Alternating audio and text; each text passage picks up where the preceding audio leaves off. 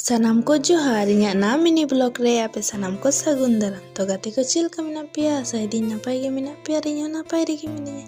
तो नासेना चला हुआ बाजार से तो ना होते ते रेडी हुई कना। तो फाइनली रेडी कना और आले नितो ले चला बाजार से।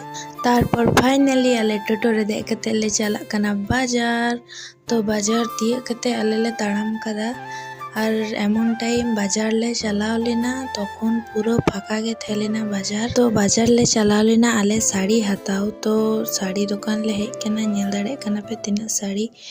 तो बाले बुझ दाड़े कान थेना जे काटा ले हतावा काटा बांग। तारपर तो नॉय नोआ साड़ी जहाँ पे नेनाम दा उनागे हताव हुई कना। तो कमेंट करते लई पे चिलका नेलोग कना। और दीदी लगी चूड़ीदार हताव हुईना। तारपर नॉय बाजार हुई कना और आले नितो ले चला ओड़ा। तो तीन वीडियो दो नोडे गिन मुचादा। नेक्स्ट वीडियो रे जुदी वीडियो पे कुछ like comment share and subscribe.